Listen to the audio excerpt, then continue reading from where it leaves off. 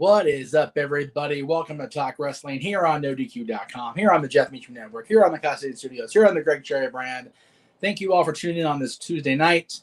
First of all, I want to throw it out there to everybody. For those of you that missed the SummerSlam predictions earlier, please go check that out. It's on demand now on the NoDQ.com channel as well as Jeff Meacham Network. Our condolences go out to the entire family, Aaron and Caitlin's family. Caitlin's mother passed away last night, so we are definitely with them in our thoughts and in spirit. And here's to a healing and recovery process. And that's all I really can say at this point. We love you guys, everybody in the NoDQ Galaxy, and all the fan support throughout the multiverse of Meacham, as we've jokingly called it. Thank you both, and we love you guys. So. All right, so what I'm going to do today is a little bit different for Talk Wrestling. Usually I kind of just throw shit out there and kind of see what sticks at the wall, right? But there's so much stuff going on that is so Vince McMahon-centric that I wanted to talk about Vince today. And I know it's going to be kind of a different format, but if you guys want to ask me a different question, please do what we do on the panels, on the NoDQ review especially, and Super Chat, because that'll get my attention in the window quicker than most as far as other topics. But I do want to talk about Vince, Mr. McMahon, whatever you want to call him, because there's a lot going on. There's a lot to peel off the onion here. And the hits just keep on coming, it seems, for him and his future. And what I mean by that is, we were talking about it during the predictions. Yeah, Josh, exactly. This was brought up at the end of the SummerSlam predictions. Again, I was on NoDQ and on the WWE Network as well. Check it out on demand. So basically, the report from Fightful Select, again, thank you to I believe Cindy was one that posted it. Jerry Slaughter, Jerry SummerSlam, excuse me, saw it in the window. Basically, what happened? Well, first of all, let me go ahead and thank you, Muhammad. I appreciate that. Josh, I'm doing okay. It's just kind of is what it is. I cooked dinner, which is always an adventure. I made chicken parm that was grossly out of my mother's league, but turned out pretty good. My dad seemed to enjoy it, and that's what I was hoping for. And again, I'll give Colin thoughts out to everybody at the family. Thank you, Colin. I appreciate that. I will do my best to have a good show. Don't know if he's going to court, Daniel, but let me go ahead and read the report here. It says Vince McMahon has lost stock in WWE. According to a new SEC filing, McMahon has disposed of 38,519 shares of WWE stock at $0. The filing states that the disposed of stock consists of a portion of unvested stock units previously reported in Table 1, which were forfeited by Mr. McMahon in connection with his retirement from the company effective July 22nd, 2022. Vince McMahon still owns 69,157 shares of stock, which excludes 100 shares of Class A common stock owned individually by Mr. McMahon's wife. Of course, it's Linda McMahon. Mr. McMahon disclaims beneficial ownership of those shares. He is still listed at 10% owner on the filing. Of course, Vince announced his retirement last week. Nick Khan, Stephanie McMahon are now the co-CEOs. Triple H is now director of creative. And again, it all goes back to the investigation by the WWE board over alleged hush money and sexual harassment allegations. So basically, what that means is I'm not sure about Linda as far as the controlling stock, Josh, but I will say this. We live in a world, all of us here in the NoDQ, the multiverse of Meacham, as again I jokingly called it earlier, where Vincent Kennedy McMahon owns a minority share of the company that he purchased from his father and ultimately cultivated and created, if you will. That's bonkers to me that Vince McMahon is a minority owner in WWE. Yeah, and again, I'm not sure how it all breaks down as far as with Linda or with anybody else on the board or in the family, but the bottom line from that report on Fightful that I understand it, and we're going to talk more about this in depth, I'm sure, on the No DQ review on Thursday nights, and also on open mic night Saturday following SummerSlam.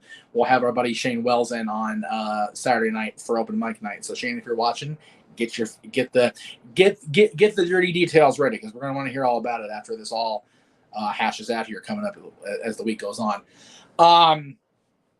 So I want to talk about Vince, and I just wanted to. So let's see. Let me just. Basically, he's no longer a majority shareholder today with the revelation of yesterday.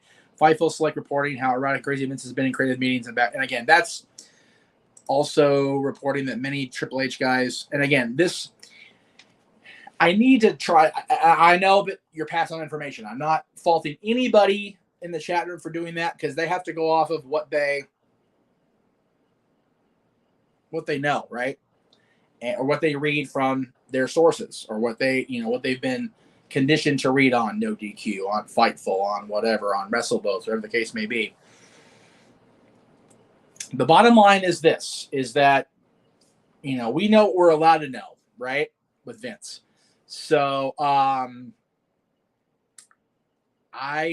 it's very, like I said at the end of the summer generation, it's a mad, mad world. We all just live in it, right? It's definitely a different thing. It's very strange to think of him not being in charge. And Ken, I'm not surprised about Shane one bit. As Josh says, they're very much not getting along. Shane is very much on the outside looking in as far as the family goes. And if rumor and innuendo to be believed, then, Vince basically told everybody he's not going to be in a position of power as long as I have to say so. He doesn't at this point, but, doesn't mean that Stephanie's going to roll right over and, let Shane come back in, because apparently there was more drama there than we knew about, or we were led to read about, is what I should say. Again, we don't know anything. We really don't. And that's what I have tried so hard to, it's what I've had to fight against all these years. People just assume that because I have a website's, a website's name attached to, my background, is that, I just automatically assume that I know everything. And I don't. I know nothing, not a thing. And again, the as far as speculation goes, as far as Shane's speaking terms, again, that's just what I've read. That's just what I have been passed down information wise. I don't know a damn thing. I just know what the people that say they know. So, but I did want to bring up Vince on tonight's show, because as long as I've been alive, let alone a fan, Vince McMahon has been the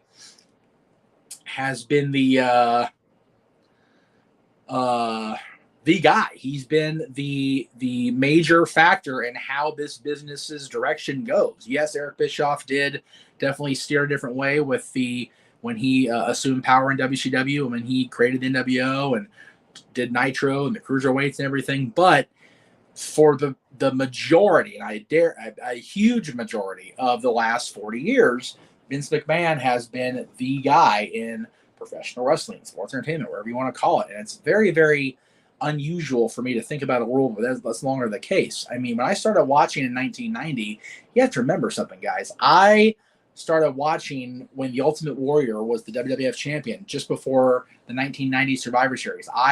The first major thing that happened in the WWF when I started watching as a fan was the debut of The Undertaker. And I didn't even watch WCW until Hulk Hogan jumped over there.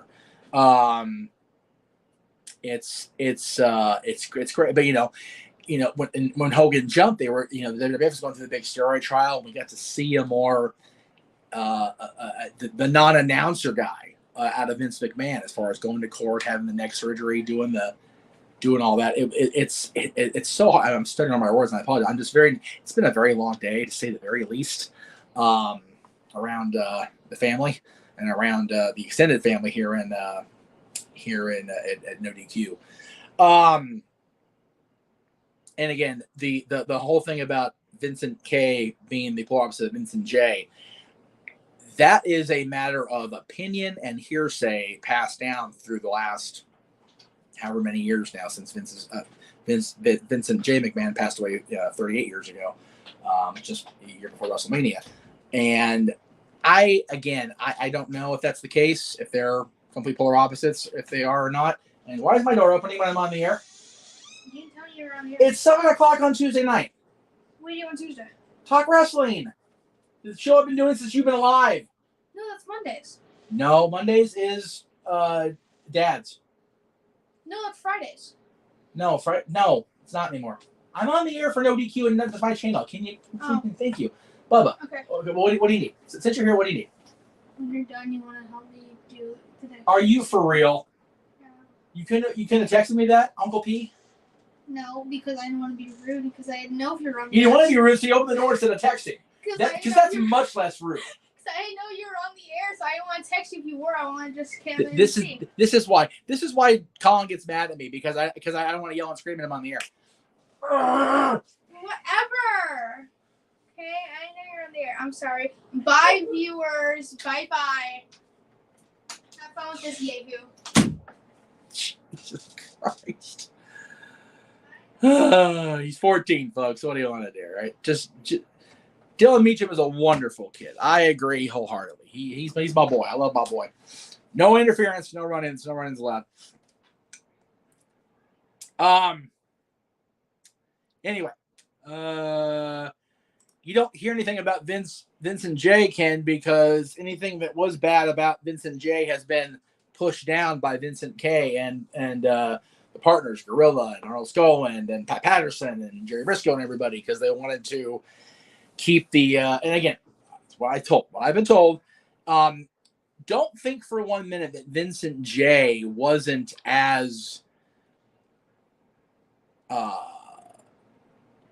savvy a businessman as his son has been. Again, creative differences are what they are, but business-wise, Vince is still the man. Has been the man. Anyway, get thrown off course there as I do. We're on live TV. What do you want to do? What do you want to do with it? I appreciate that. Thank you very much. I do try, and it's hard. I was telling the guys earlier before we did the predictions. It's very much like anybody that's taken over the CEO of Disney. It's like, I'm just phoning for the boss today. I'm not Walt Disney, and I'm no Aaron Rift. I am just Jeff Meacham. I'm just been the guy who's been fortunate to get a opportunity to work with Aaron Rift the last 15 years on this show, 20 overall. So I am very fortunate. I also mentioned, before we went on the air, that Aaron and I have both been very lucky that we haven't had a whole lot of major familial loss like this, other than Aaron's dad passing away back in a few years ago. That was hard. That was very hard, actually. But we've been lucky we haven't had to take a whole big. Anyway. Sorry.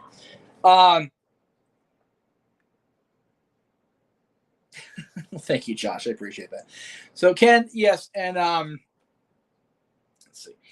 And again, that's what we've been told by other people, Josh, about Vince selling, Vince Senior selling. But Vincent K even says that, on some level, he thinks his father knew that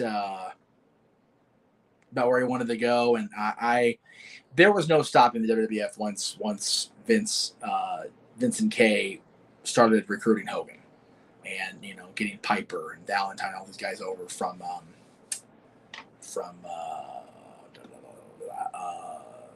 the NWA and AWA, and yeah, there was a lot of bitterness with the Gagnes and the Crockett's and everything. But hey, Jim Crockett's got an event on Sunday. It's not Jim's not alive anymore, unfortunately, but there is still that thing. So anyway, I'm the 24/7 champ. I don't want to be that champion. I'm perfectly happy just being me. I don't work 24/7. I do sleep, just contrary to popular belief and the rhetoric out there. I do sleep, so it happens. I actually think Vince's uncredited hush payments on record will be you know what? That is a very, very distinct possibility. I need a phone charger for this thing. It's going to die before I go off the air here. We will find that momentarily. I'll run a commercial to find that shit. Anyway, I have been saying that since the whole Wall Street Journal thing came out back in June, Caleb, that they couldn't get Al Capone on any of these charges as far as the the gang stuff, but tax evasion, up the river he went, man. Up he went. He was done for. So yeah, it could happen. It could very well be the thing that does Vince McMahon in is this hush money stuff. And we had all said, when the news first broke, that if it came out that it was company funds redirected to take care of this, that Vince would not be the only domino to fall. And we'll have Shane talk about it more on open mic night Saturday night after SummerSlam, but this could very well mean that this CEO gig Stephanie has and Nick Khan has is very very tenuous at best, if rumors are to be believed. Ken says, did you hear that Vince Sr. is no fan of Hulk? Well, he did release Hogan. Okay, so here's how that went down. And again, you can kind of, give me shit for kissing the Hulk Hogan ass. That's your prerogative, y'all. Hogan, I think, even in 1980-81, knew that there would be more to the wrestling business than the in-ring stuff and the promos and whatever. There was life beyond. And, Sylvester Stallone and MGM gave him an opportunity to play a minor character, yes, but in Rocky III. And Vince Sr. I hate Senior because they're not the same name. I know they say it and it's common. I detest that because my dad's name is Frank and my grandpa's name was Frank, but they weren't Senior Junior because it was Frank Albert and Frank Douglas. So Vincent J. was getting ready to book Hogan into the Crockett territory, and him taking the movie role with Sylvester Stallone went against the plans. That's why he was dismissed from WWF. The WWF. It was already 2 letters by then, 2 W's by then. So it's just one of those things where the telephone to the wrestler, the telephone gets filtered through. He was released because he didn't want to do the booking that he, was given by the promoter. He was going to do something else, and he said, "Well, if you do this, you're walking." He said, "Okay, I'm walking." That's really what it came down to, a matter of a business decision. I don't think it was Vincent J. McMahon disliking Terry Bollea. It was just a matter of he wanted him to do business, and Terry Bollea wanted to do the movie. And if Vincent J. truly didn't like Terry Bollea, I don't think. And honestly, had Terry Bollea not gone to the AWA and got Hulkamania's, bubbling on the surface there in Minnesota, I don't think Vincent K. would have brought him back. So, yeah, it's a little bit of a different dialogue than what was actually put out there. Let's see. I hate that part of me is actually about to agree with something Cheeto said. Forgive me, Virtue. But it really does seem like someone from the board leaked it, and my money is on Nick Khan right now. There is no disagreement for me on that one, Josh. It's very highly likely in all likelihood, as the boss would say. All right? There you go. I'm kind of annoyed that Triple H gets to sit in Vince's... He's not calling... Well, okay. He's sitting in Vince's chair at Gorilla. Creative. How about that? But it's not anything to do with the business side. And no, Ken, this is 100% wrong. I need to dispel that right now. I'm going to go ahead and... Okay, so I'm so glad I get to do this. I'm so glad I have this platform. Thank you again, Aaron, for the last 20 years and 15 on this show. Jesse left the WWF in 1990, not when Predator was made. He was promoting Predator all throughout his WWF run. What happened with Jesse was a couple things. He made a deal, and again, I have to. You know what? I'm gonna not be a dick and actually read this because I have all the stuff saved for shit like this. Just give me 1 second here. I purposely take notes and keep them filed away for this very reason because I hate when people just, and again, Ken, it's not you, it's not a shot at you, so please don't take it like it is, but this something just gets thrown out there and just assume that it's all truthful. All right, so let's see here.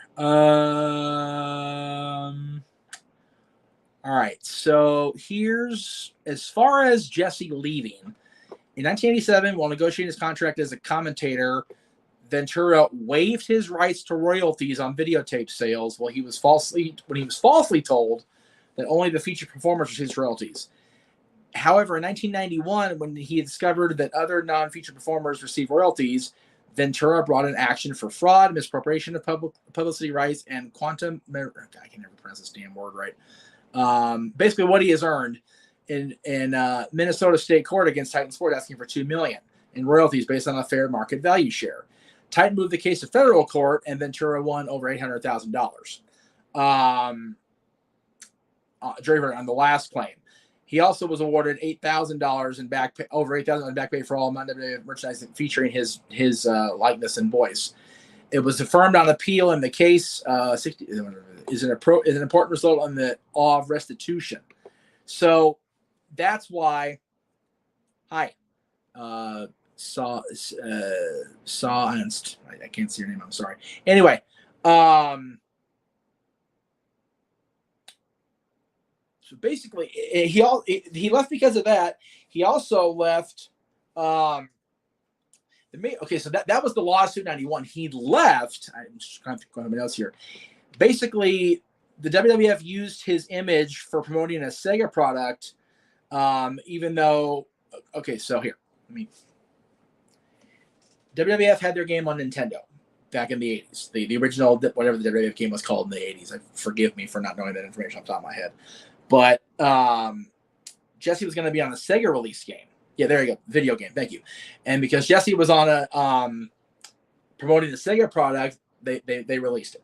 That was in August 90. So that was right before SummerSlam 90 is when that happened. Because that ended up being, who's on call? Piper did commentary with Vince for SummerSlam. That's why it wasn't Gorilla and Jesse. So yeah, Jesse did in fact leave, but it wasn't because of what was said. And also, he got furious over the whole union thing. Let's not forget that, because he had been pushing for years for there to be a labor union, and it got back to him that Hogan told Vince about trying to get a labor union together, and it just Vince squashed it. Jesse never forgave Hulk for that. Don't know if they have at this point, but at this point, as far as I know, it happened. Caleb says, how ironic would it be if Tony Khan came out on TNT simulcast? Dude, guys, I love the haha of that, but it's not going to happen. I almost never say never, but again, I'll send it about Vince retiring. So again, I could be full of shit here anyway. I can't see a world where another wrestling company would buy the WWE properties.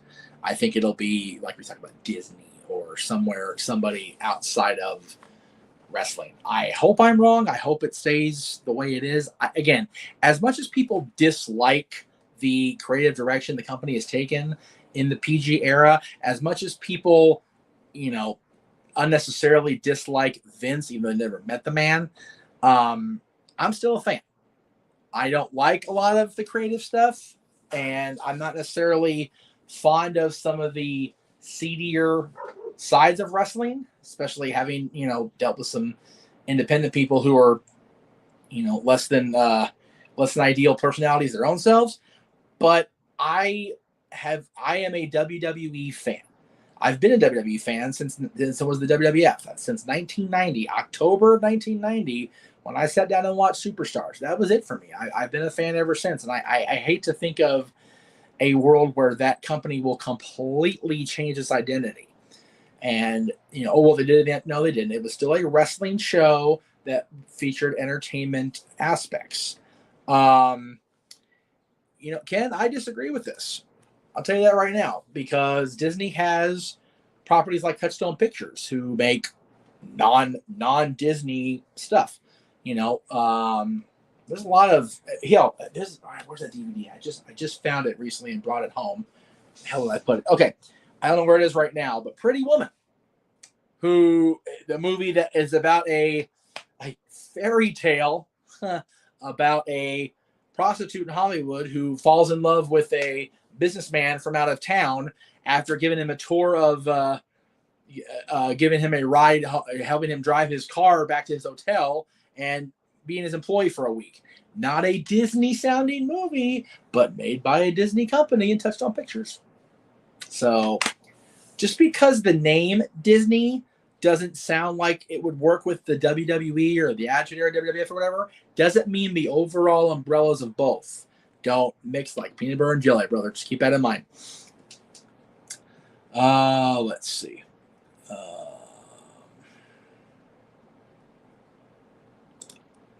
Accurate statement. 100% accurate, Josh. There you go. Although, to be fair to Matt Cardona and Mike Mizanin and Vince McMahon, my hair was already going anyway. The beard was nasty in 2016, but my hair was already going. Aaron's, though, Aaron had a beautiful head of hair. He did. The beard I could have done without, honestly, but the hair was lush and pretty, and then it wasn't. Thanks to freaking Vince and Matt Cardona. Anyway, Josh, as long as board members are loyal to Stephanie and Hunter, exactly. That's the key right there. As long as the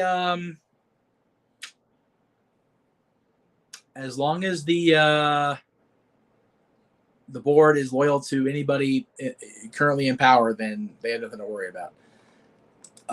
Actually, friends with Craig, WWE current wrestlers.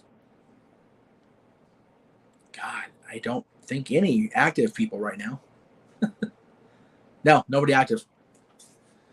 Titan Towers is still not bulldozed yet. They haven't. I think they've sold the building. They just haven't moved yet. They're still in the old HQ. They're still where they've been. Scale of 1 to 10. How much do I enjoy watching babies? I mean, I cover it for work, so it's kind of like, it's. I still enjoy watching the show, even though it's not the best it's ever been.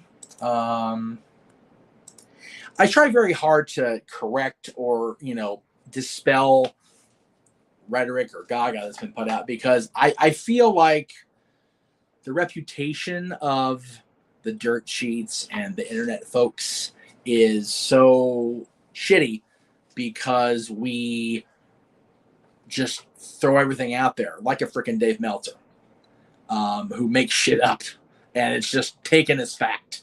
And it bothers me that we all have been painted with the same brush. So I try very hard to, as Bruce says, put a new fresh coat of paint, or paint of coat, as he says, on how we are looked at, right? So now that Triple H has what he's wanted forever, but has lost 80% of his crew he wanted to bring up with him, do you see him, 1, bringing them back, or 2, getting new people, or 3, both? I would say a combination of the 2 would be my guess, Josh. No, actually, when Hogan was the leader of the NWO, I was very much a WCW guy. So there you go. Past wrestlers, yeah, I mean, tight's a relative term, Greg, but I consider myself friendly with Rob Van Dam, with Sean Waltman, a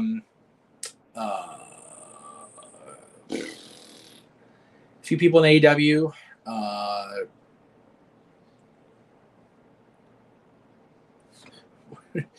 Yeah, I remember the face palm of the week. We actually did that during Talk Wrestling's anniversary show. We did that a couple weeks ago. Anyway, we're doing okay, DVD Freak. It's been kind of a long day here at the office. Anyway, so back to Vince. I really wanted to just kind of again state that whatever really went down with this whole hush money, and again, it's being reported in actual legitimate responsible sources, the Wall Street Journal and and the SEC and things like that. So I don't have a problem believing that it's happening. But from a fancy point, it's like, oh, I can't believe this is a real deal. Oh my God, it's crazy. So we'll see. But I'll go ahead and do this. In the chat room, I'll get to your chat in a super chat in a second, Dwayne. Thank you again, buddy. I appreciate that. What's your guys's, and be a little classy, have a little courtesy. What is your guys's favorite positive? You know what? Even if it is negative, just keep it classy. Keep it respectful. Don't be disrespectful about it. Your favorite Vince McMahon memory. And I'll read the super chat here, and then we'll do a quick little plug, and then I'll find my charger cord, and then we'll sit back down and finish this crazy thing. Dwayne with a $5 super chat. Thank you, bud. He says, what up, homie? Sorry I missed the prediction show. I'll catch it later. No worries on that. What's your prediction on the first change Triple H will make? Heyman on creative. I think Paul Heyman on creative is almost a guarantee at this point. Paul, I said this during the prediction show earlier. Paul looked visibly conflicted during yes, sir. I did ask favorite Vince moment.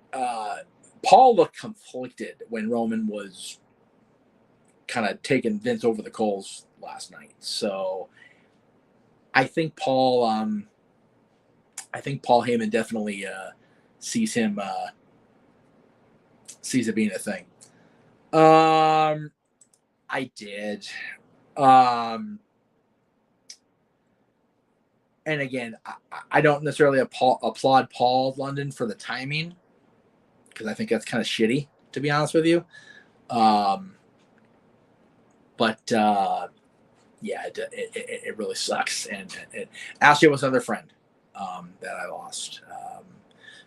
Somebody asked about the past, Joni, and to a lesser extent, Daphne, China Joni for the videos. Very close to Joni for a short period of time, and through her I became friendly with Sean Waltman. So let's see here. I said I was going to do a commercial when I get the Vince moment, so I'm going to go ahead and do that right now. This is what is going to come up on Thursday, for those of you guys that have not been aware of what we're doing this week, but because of what is coming up this weekend, that's not what I want. Oh yeah, it is. I hope. That's the right one. Hang on. I gotta find the right video here. Give me one. I think it's over. Yeah. Yes. Okay. Sorry, my name went away there. Yeah. Okay. Here it is. This is what's coming up on Thursday's show, and then we'll get to your Vince memories.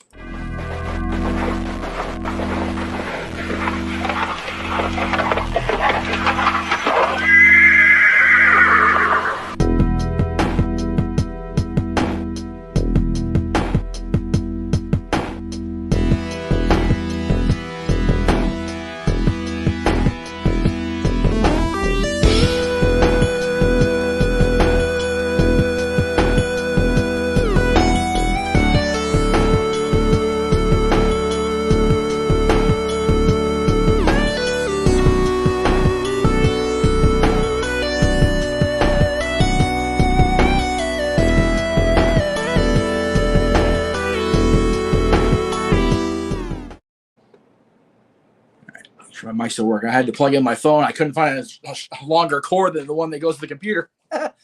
Anyway, Thursday, Horsemen. We're talking about the 4 Horsemen and the definitive ranking of every incarnation of the group. I'm so excited about that show. Cannot wait. Very, very happy about that. All right, so let's get back to your memories, questions, all that jazz. Let's see, comments. There we go. Ken says, oh gosh, too easy to say his moment of me. Which moment being humiliated by Austin? Quite a few there. Psycho says, I'll be honest, I've been a fan of do-rag ECW champion. It's God, terrible. I felt bad for these ECW guys, but man, you know what? I did too. And again, being buddies with Rob was difficult for that, because I mean that was his whole brainchild, was bringing ECW back, and Vince just if again, I believe Rob when he said it. So yeah, Vince just shit all over that. That was terrible. But it was still funny to see him at the do-rag. That was pretty good. Dwayne with the super chat. Thank you, Dwayne. I appreciate it. Yeah, if you do that for the Vince moment. But Hornswoggle is Vince's legitimate son, and Triple H's promo afterwards on Smack. That was great. Great stuff. So funny. Josh's favorite moment was Brett kicking Vince's butt at WrestleMania. Honestly, the two people who we need to hear from concerning all this is Undertaker and Brett.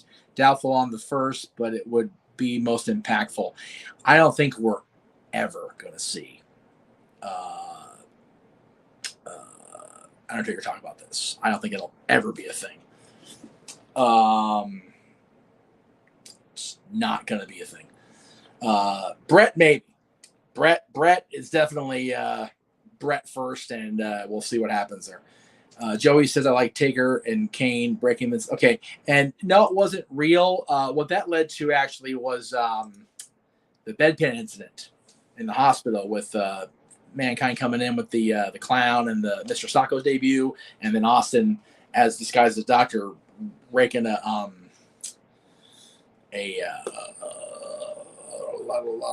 raking a bedpan over Vince's head. Oh yeah, so he deserved it for flipping him off. No doubt about it. That was a shitty thing to do. I wouldn't say he arguably killed the character. I would say you have to remember Vince McMahon was ready to legitimately kill the character off. The limo explosion. That was done by design. And I think they would have continued with that had the Benoit tragedy not went down. It would have been interesting to see where that went. And again, without the Benoit stuff, I don't come back to work at No DQ in 2007, at least not for that reason. So would have been an interesting thing to see. Let's see here. I once went back to watch the Hogan McMahon match WrestleMania and was taken aback on how well, that match did come off very, very well. I was surprised at how much I enjoyed that match, even with Roddy and the awkwardness of his run in. It was one of the better parts of the night, and that was actually really a WrestleMania. We were supposed to go to that Team No DQ. Aaron and our co-host and I were supposed to go to that, and we just never went, and it was a bummer. That sucked. Or what Vince's promo, then Austin, Rock, and Taker coming into that was good. That was fun. Ken said, what about Vince taking his own Kiss My... Yeah. Okay. So the one I like, I don't know if you're referring to the one at WrestleMania against Shawn, even though Shane took it, was when Rikishi literally almost shoved Vince's entire head up Rikishi's butt on the SmackDown prior to Vengeance 2001. This was after, of course, Regal joined the club. JR forcibly joined the club against his will. They tried to make Austin do it, didn't happen. But Trish was almost made to do it, didn't happen. And then ultimately, The Rock said it was closed. The club was closed, and then didn't work out that way. So yeah. Besides the McAfee match, Vince has honestly had fun Mania matches. Yes, his Brett one wasn't good, but that wasn't the point. It was what it needed to be, and it was supposed to be end of character round 2. That's true. It was.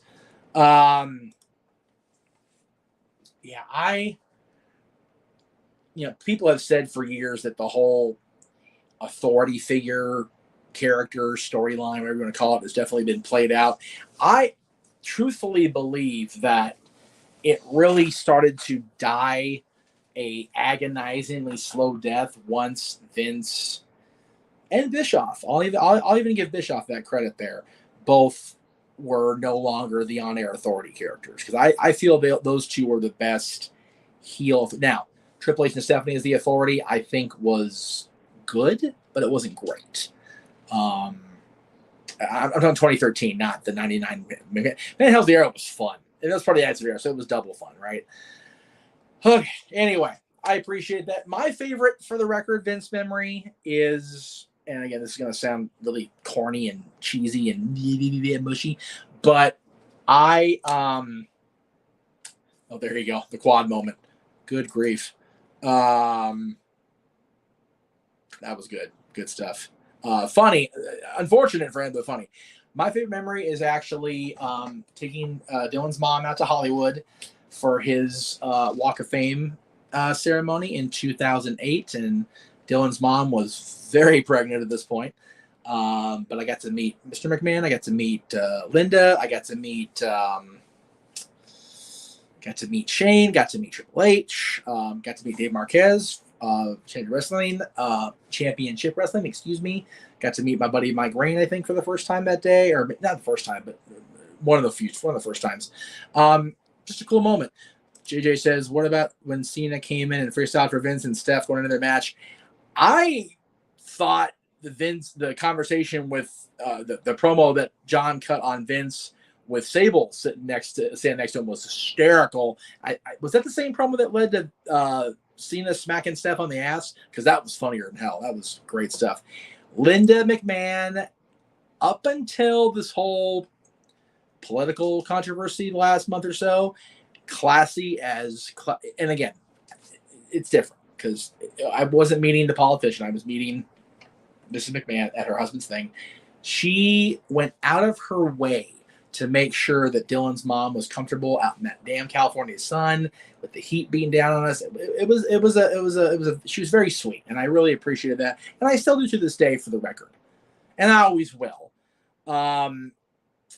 But it's just one of those, again, politics are a mucker flutter. They really are.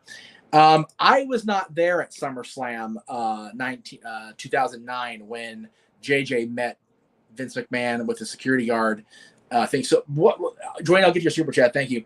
What happened with this was, and JJ can tell a story better than I can, but basically JJ and the group he was with was out in front of Staples Center, LA Live, on the street there. Chick Hearn Court. Thank you, folks. And Mr. McMahon was out there doing the kind of like the inspection before everything opened up, and they were trying to get his attention, the group was, and the infamous Staples Center red jackets. Oh, he's too busy. He doesn't have time for all this. And Vince's PR alerts went, and he dashed over there and, "Hi, how you doing?" Shook hands, took a picture with JJ, took a picture with almost everybody that was there, from what I understand. So, yeah, Vince is not a dummy. He knows his shit when it comes to getting himself in a PR moment. This is a $5 super chat. Thank you again, Dwayne. And we'll go and wrap it up with this. Which Vince match was more brutal? Him versus Austin at Valentine's Day Massacre, or him versus Taker Survivor Series? I would say Undertaker, because he got laid open hard way. I mean, Undertaker punched him in the head and he immediately opened up. It was just bad from the get. The match with Austin, if I remember right, he broke his tailbone falling off the top of the cage through the announce table, which is not exactly a pleasant thing either. But man, I mean, Taker just laid that big soup bone upside Vince's head, and it just exploded all over his face. It was bad. And Hogan versus McMahon was brutal too. They beat the shit out of each other in Seattle. That was a crazy moment. All right. So for the record, the next time everybody will see me on the air, let me do the Aaron plugs first here. Let me make sure I do that because I'm on Aaron. I'm sure I get Aaron's plug in too. Aaron will be back tomorrow for Dynamite review. He took the day off, and honestly, rightfully so. He'll be back for his review of Dynamite, of course. We'll see a SmackDown review on Friday. And then actually Aaron is allowing me, God bless him, I appreciate that, to did I put it in here? I did. Okay. Oh, it is over here. Okay, well, there you go. I can do that. Okay. Anyway, so we will have that from Aaron the rest of this week. He's also going to allow me to do my Sunday stream on NoDQ.com. We'll get to that here momentarily. Of course, tomorrow on the Greg Cherry brand, we will have the Greg Cherry Show coming up 74 Pacific. That's after JJ continues his final week of Disney reviews with the Tigger movie. That's both tomorrow. And then, of course, Aaron's recap of Dynamite following the broadcast on TBS. Thursday night, we will have, it's not in here. I forgot. Damn it. Let me see where it is. There it is. The No DQ review coming up on Thursday night, 8 Eastern, 5 Pacific. It'll be simulcast on the WWE Network as well. And that will feature myself. It'll feature J.J. Williams. It'll feature James Hebert. And, of course, Aaron Ritchie will be the point men, if you will. And then immediately after the ODQ review, we will have our JJ and I's rankings of all incarnations of the greatest faction in the history of professional wrestling, the Four Horsemen. That is Thursday. Friday, again, JJ will do his very last Disney review as far as during this particular month for 2022 with Extremely Goofy Movie, which he will then follow up the following afternoon, right before SummerSlam, with his movie review of the recent Netflix release, The Gray Man, starring Ryan Gosling and Chris Evans, directed by the Russo brothers. Of course, as I said, SummerSlam coming up Saturday night. J.J. Williams on the commentary, along with our main man, Noah Foster. James Hebert will be there for, as of now, his last WWE Premium Live event appearance with the Jeff Meacham Network. And then Sunday, JJ will be back with the Warzone, the latest in his collection of DVD purchases, or Blu-ray purchases, if you will. Sunday, that'll be a good Sunday. And then Sunday night on the Jeff Meacham Network, on the Costume Studios, on Simple Man Studios, on the James Hebert Studios channel, and on NoDQ.com for the first time, I think, ever done one of the watch-alongs on NoDQ. We will have our exclusive look at Ric Flair's last match and everything that is being offered up by Jim Crockett Promotions, by Impact Wrestling, MLW, New Japan Pro Wrestling, AEW, and yes, in the main event, a WWE contracted talent. This is the first time, including New Japan, because the Pillman show didn't have New Japan stars that I know of. This is the first show that is going to feature at least one contracted talent from every major promotion in the world. AAA is going to be there. New Japan's going to be there. WWE, AEW, Impact, MLW, and Jim Crockett Promotions itself is going to be having their last hurrah. So that's Sunday. Can't wait. Again, check out NoDQ for everything as far as Raw, Dynamite, SmackDown, the NoDQ review, and we'll be back here live next week, as we are every Tuesday, after NXT with Talk Wrestling, the flagship of the Jeff Meacham Network, and 15 years strong here on NoDQ.com and everywhere else. Again, I can't thank everybody enough for all the support over the years. It's very, very appreciated. I don't know why the hell that popped up just now. We'll go ahead and make that stop. Thank you all very much. We will see you guys next time here on Talk Wrestling. Have a wonderful rest of your night, and we'll see you tomorrow.